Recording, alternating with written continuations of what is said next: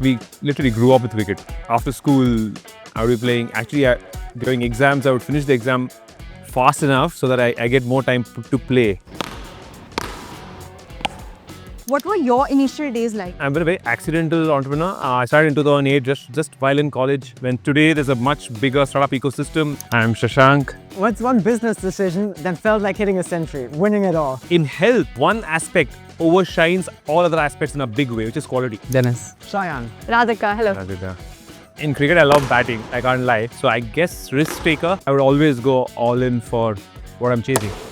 Many are also calling for a 70-hour work week. I think 70 hours is probably the minimum that one has to do. Hi, welcome to another episode of The Playbook, where we learn the rules of building from the top players in business. Not with slides, not with scripts, but by getting them to play a game with us first. In this episode, we played a box-free game with a founder who's been building quietly, but on a mission that couldn't be louder. Shashank ND, co-founder and CEO of Practo.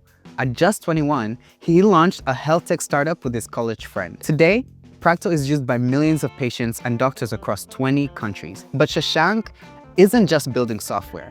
He's navigating regulations, mental health, public systems, and trust. In this episode, we talk about building healthcare products that actually respect people's time, what he's learned from scaling quietly without hype, and the emotional cost of being a founder in a high-stakes, high-integrity industry. We also get into cricket, failure, mentorship, and what he wishes someone had told him before he started. This is The Playbook. Let's get into it. Hello everyone, welcome to another episode of The Playbook. And we are very thrilled to welcome Mr. Shashank, who is the co-founder and CEO of Practo, India's leading health tech platform. So thank you so much for joining us, sir. Thank you. So a little bit about Practo.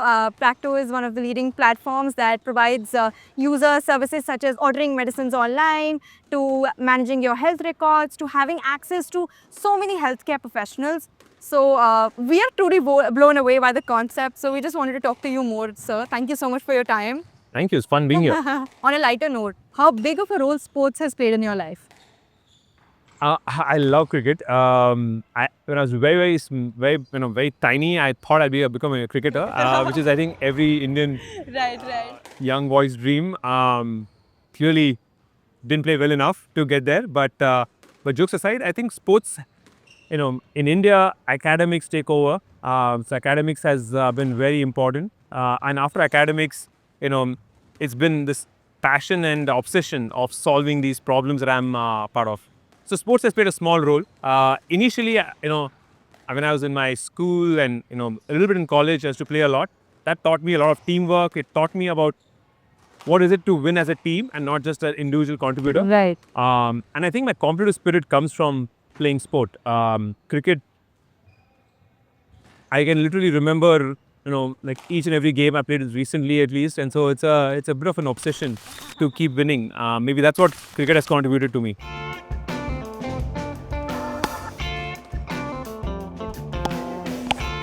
I mean, just share already like how things you learned in cricket applied in different areas as well. What's one thing though that you specifically learned from cricket that you applied in your business? Right, that's a good question. I think the one thing that I can think of is, I really understood very early on the value of a team. And it is very important. And today, if you look at our core team of Practo, the average seniority in the team is about 10 years. So people have spent 10 years at Practo. So what I realized very quickly is that a company is a team sport. It's not an individual sport. It's a team sport. You win as a team, you lose as a team. No matter how good you are as an individual, it doesn't matter. You need to work as a team and you need to distribute responsibilities and trust each other and find complementary skill sets to gel well. And most importantly, when you're down and out, how do you respond back, right? And so that's what cricket has taught me. And I feel like because of cricket and maybe at Practo, we've been a really good team. And that team spirit has what's, I think, helped us innovate. It's most importantly helped us when we're down and out. And there'll always be the journey ups and downs. And it's the downs that really matter. The ups anybody can handle, right? You're doing well. How difficult is it? But it's the downs when you're failed as a team. How do you identify the roadblocks? How do you identify your weaknesses? How do you identify and be critical. At the same time, be confident and not lose your self-confidence. At the same time, believe in yourself and believe as a team and not point fingers. Figure out what you can improve and what others can improve. And together, have the confidence that you can bounce back. How did this idea come to you? Like, I want to build this platform. Like, what were your initial days like as an entrepreneur? To be very honest, I never thought of starting a company. I just was passionate about solving a problem. I was in my college. My dad was undergoing a knee surgery. I just felt that the way he was getting treated, there were things around the way the delivery was happening which I could contribute to through my skills of having known computer science. And I just wanted to solve the problem. And it just started that way. It so happened that I needed a company to kind of make sure I can solve the problem, and it's gone on that way. So I would say that I've been a very accidental entrepreneur. I started in 2008, just while in college, when today there's a much bigger startup ecosystem. Back then, Right. it wasn't really a thing. Right. So it was just an accidental, entrepreneurship journey that I got onto. No, but like how easily you're saying this is this accidental journey, but you have like more than 1 million users like annually accessing your platform. Yeah, I mean, we have, probably 100 million users accessing our platform, and offline we do another 20 million. But having said that, the journey is compounded, right? I think we've been around for 17 odd years. Started as a problem of digitizing a clinic, has gone on to adding more solutions that I can and we at Practo can do using computer science. So our core skill set as a company is using computer science and data science, and our key objective is to improve health outcomes using these two phenomenal technologies that are growing so fast. And the way we measure ourselves is how do we improve health outcomes. And so we've kept adding newer things that we can do, starting from digitizing health records to moving on to finding providers on the platform, to connecting with them, doing telemedicine, to today AI solutions. And I think we'll keep building much more. But the core thesis is, keep using computer science and data science to solving healthcare problems to improve health outcomes.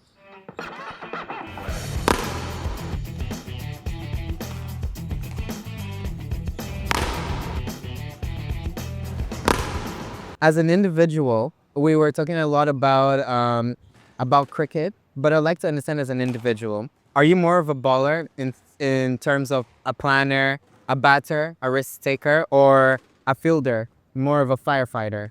What would you consider yourself? Well, of course, as somebody who's run the company for 17 years, I had to do all of it. But if I had to pick one, in cricket, I love batting. I can't lie. I love batting. So I guess risk taker. Risk taker. I think I rather try building something, with a massive impact and fail, rather than take the easy wins that are available. So I would always go all in for what I'm chasing. To be fair, you were getting every ball. When I was batting and he came to ball, I was like, okay, bye guys. It was a fun game.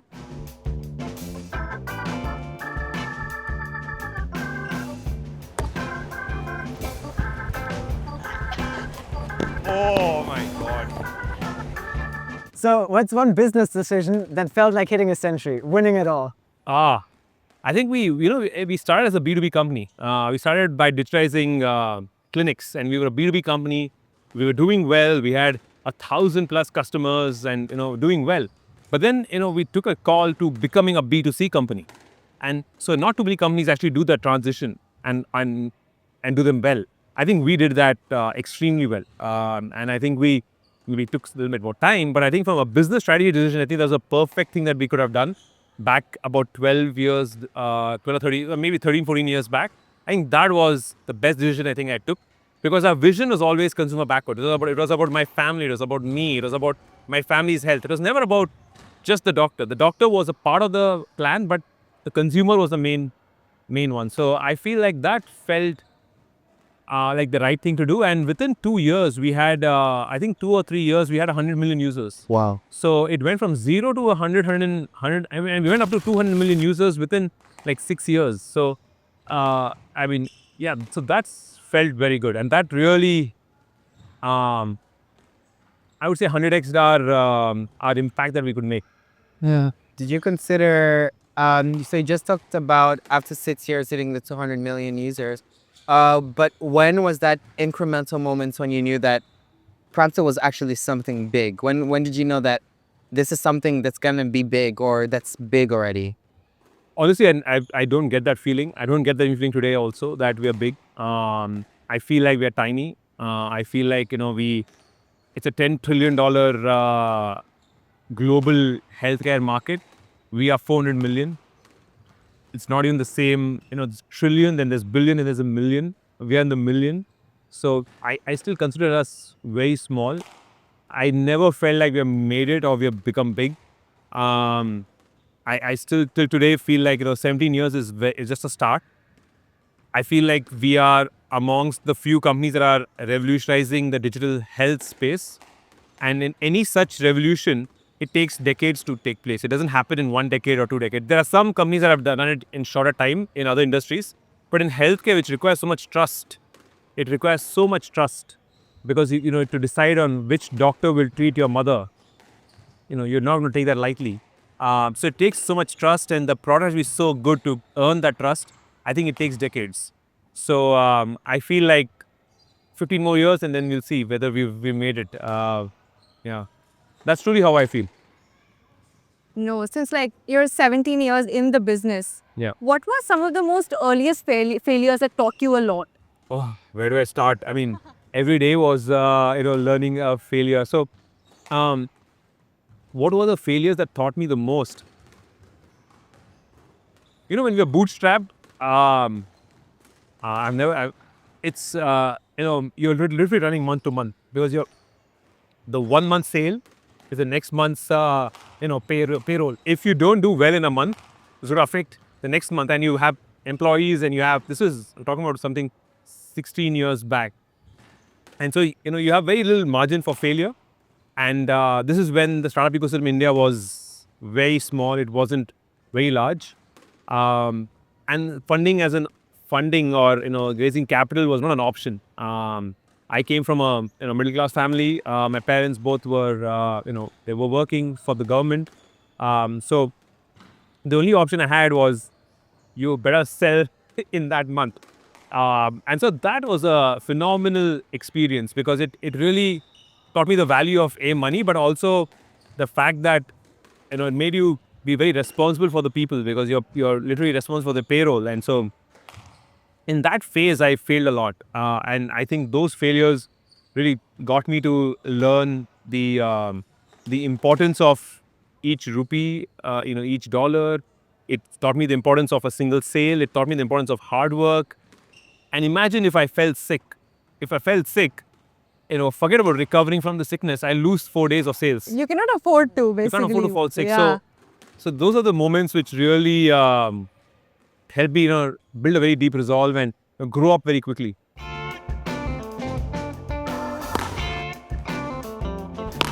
So if you were starting Practo today in 2025, no budget, but using the same tech that's available to everyone, how would you do it differently?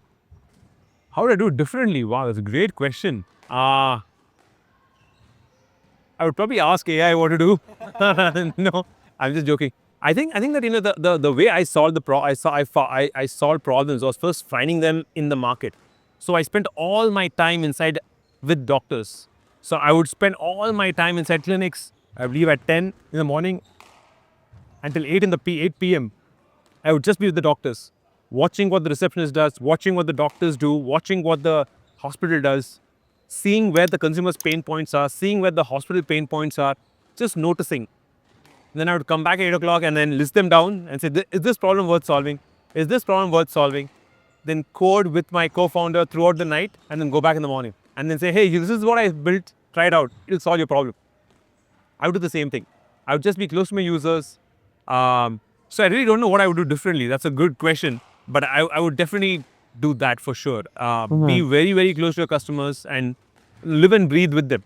And that's the best way to find the problems that's there.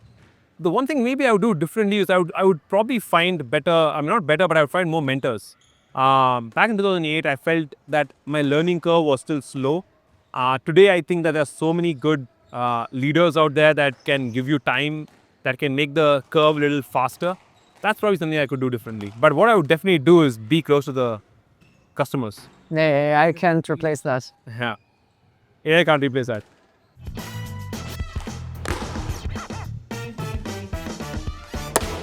On topic of AI, actually, a lot of youth, I'd say these days, have started using ChatGPT as a sort of therapist, as a go-to therapist, right? But Practo has, I believe, has developed something much different. But what do you think about AI in the mental health space, and how is it gonna shape how has Practo done it, and what is the importance of AI in that space? I think mental health is a very underreported illness or an underreported issue. And I think AI, because of its approachability, I'll give you an example. We launched our AI solution and it's being used for mental health reasons, right? And consumers are talking to it. And the reason why wanted to understand that, hey, we have so many doctors that you can book an appointment to and go to. We have so many doctors online that you can just click and talk to them. But why do you choose to talk to an AI? Why not just go to the human who's specialized in this? And the answer was very surprising, that the AI is not judged. The AI doesn't judge you. But when you talk to another human being, in some part of you feels judged. So that was very interesting for us, that, the AI doesn't judge you. And that was what the consumers were telling us. And so we find that AI is much more approachable for many people. They feel less judged if they were to share things with the AI rather than to another human being. And so I feel like it has improved accessibility. It has improved people's, so people will, if they have a real issue, they'll talk to it rather than, try to solve it themselves in their head. So I think it's a great tool. I think the general purpose AI will solve some problems, but there are much more specialized AIs which will come about, and we have one of them as well. But there are others also which can do a much better job, because mental health is a very tricky subject, and so it has to be dealt with also in a very particular manner, and it needs intervention if you really need intervention. So I think it has to be done very responsibly, and so there needs to be a more specialized solution for it, and that's what people are building. But I think it's a huge positive for mental health. What are your thoughts around the growing conversation around mental health amongst young peoples and founders, and specifically at a time where many are also calling for a 70-hour work week? What are your thoughts around that? So what's the thoughts on 70-hour work week, and what's the thought of the impact of that on the younger generation? Like, exactly, on like the whole topic that's been going on around. Okay. I think very simple. I feel that, I personally work for those many hours or more. I've worked for those many hours or more for 17 years now. And I feel that it's everyone's choice to do so.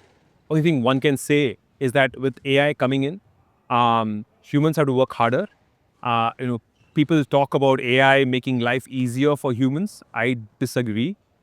It's going to take away some jobs which were the easy jobs for humans. It's of course going to assist humans, but it's also going to replace a lot of humans. So humans, the productivity of humans has to go up 100x now. So what the asking rate from humans is going up. The expectations from humans is going up. So what was okay 10 years back is not okay anymore from an output standpoint for a single human. Every human has to now do 10x or 100x more. So, I think 70 hours is probably the minimum that one has to do to be able to justify that asking rate. And if you can get it done in less than that time, that's great. But I think for the majority of people, they will need that much time to deliver 100x more, because the expectations from humans is going up. Because now they have better tools. If you have better tools, you need to build better products and services. If they need to be better products and services, you need to put in the time. So I don't think the asking rate is going to go down. It's going to go even higher, in my opinion. So it's very important for people to understand this and get ready for it. Because if you're not ready for it, you're going to be left behind, in my opinion. So we can't complain for the 10-hour long days now. Yeah, we can't. Yeah. And is there something you think as a founder, or as generally different founders, kind of underestimate when it comes to the health tech business area, or just business in general? Yeah, I think it's a great question. I think health tech is a very big opportunity. However, there's a big crucial component that is very different from other industries. There are three things a consumer usually wants. They want it better quality, they want it faster, and which is more convenient, and they want it cheaper. These are usually three things that people want: faster, cheaper, better quality. In health, one aspect overshines all other aspects in a big way, which is quality. So quality and trust is by far the most important in health than any other sector. Because of that, you got to take time to build that trust. Other industries, might take lesser time to build that trust, but in healthcare, it takes much longer time period to build trust. So one has to be, okay with spending more time in building that trust with consumers. And so it's going to take longer than one thinks. So one thing that people underestimate is how long will it take for one to be successful in healthcare. It takes time. The big brands in healthcare, whether it's a hospital or whether it's a FMCG product, all of those, have taken decades, 30, 40, 50, 60 years to build their brands. That's how long it takes. So it's the time aspect is what a lot of people underestimate. I think they'll underestimate that, surely. How big the problem is and how good your solution is how big your company is going to become. So the problem and how important the problem is to society to be solved and how well you solve it are the two factors that determine how big your company is, right? And so the real center thing is not your company, it's the problem. The company is just a temporary arrangement to solve the problem. So I see a very less fascination on problem solving. I see, on the code problem, and that's what I feel one should do more of. I would love you to teach a master class for us. Please, that would be The amazing. entire batch would be amazed, like, wow. No, because these are amazing insights. You need to understand so much more of the consumer, not by talking to them, but also seeing the surrounding. You understand their cleanliness patterns, you understand what do they optimize for. You see the boxes, you know what purchasing needs are. For example, if let's say you're selling apparel, caps, and you think that it's particularly for a particular type of target segment, going to their homes will help you understand what are the other brands they buy. They may say something else, they might aspire for something else, but they will actually be buying something else. Another question would be, what is the role of traveling in your life? How big part it has played? Super, super important to learn, and you can't do that without traveling. So I would say both in the same country and then even outside. It's super important to learn. Basically building a company is finding out truths. Right. And those truths are there, when you're in person, in the person's life. And so I've found that, connecting the dots is easier when you travel in the country and also outside. So you figure out what are the common problems, common issues that you can solve. So super important, super important. For the last question, before moving to a more, I'd say, funner part of the segment, for the young entrepreneur back home, what is one advice you'd give them for them to know that when they have found an idea, that the idea is the right idea for them to build a business firm?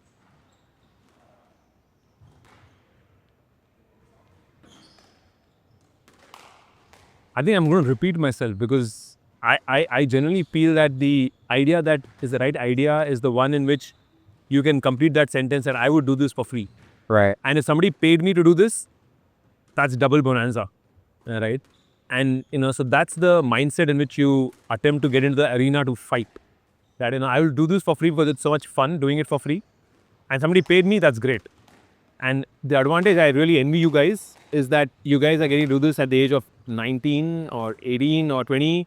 And that's amazing. And, I started at 21. I just wish I had the insights as you to do it 2 years earlier. Now we'll move on to a fun segment called Rapid Fire. Yes. So we'll go question by question. First answer that comes into your mind, just say it. All right. All right? I hope I don't misread the question. So, what's one app you use way too much? X. X. Yeah, not Twitter. Oh yeah, Twitter. What are the last 3 emails you got? Work related. Actually from my investors right now. So that is the last email I remember. Okay. If not Practo, what company would you have loved to build? I would love to build a company in the education space. So I thought of health, and then the next thing in my list of what I wanted to do was education. All right. If you were to build your cricket team, which Indian or international entrepreneurs would you have on it? Oh wow. I'll just have Elon Musk so that I can spend time with him. Apart from him, I think Brian Chesky, Airbnb, I think phenomenal company. And who else? I think the guy who, I think the founder of Spotify, Daniel Tech. I think the guys who built Shopify. Yeah, I think these would be the. I mean, I cannot do 11, but these would be the ones who would definitely qualify. I've learned so much from the way they build their businesses. I feel these are artists. So love to spend some time with them. I don't know whether they'll play cricket well or not, but I'll cover up for them. I'll just get the insights from them. All right, great. That was already the rapid fire. Hey, quick and fast. Cool. So the second segment, it's called the Startup Tinder. All right. So basically, I'm going to throw startup ideas to you, trends to you, and if you like them, swipe right, and if you don't, swipe left. And it's like, if you really like the idea, you would like to invest in it, why? Okay. Okay? So I'm going to start. Okay. First one, AI for mental health. Oh, swipe right. I'll invest in that for sure. Right, okay. 10-minute delivery. I would say swipe right for some categories. Okay. Now, a founder with no tech background. I would say swipe right. I think it's one. I mean, if the person is driven, you can pick up anything. You can pick up anything. Well, good news. Okay. Creator-led startups. Okay, for me that's a left because I don't understand the space. Okay. I don't understand the creator economy that well. But yeah, so it's left for me. Blockchain for healthcare. Again, a left for me because I don't think I understand how you can. Other use cases, yes.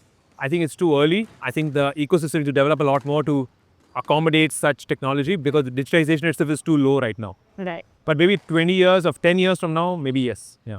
Second time founders. Oh, definitely right.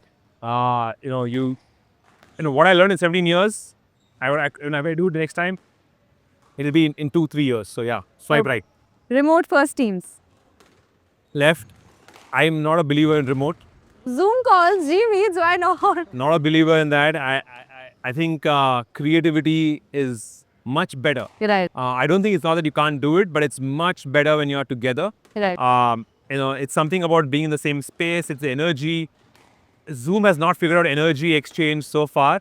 It's being in the space, being amongst all. I think that is where ideas, intuition, you build on each other's ideas. So, left for me. Correct. Okay, last one. Cloud kitchens.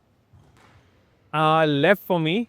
Reason. I did not expect that, honestly. Yeah, the reason is I think it's probably because I think food is the fuel for the body, and I feel like I don't know what's going on in the kitchens, and I think nutrition is super important.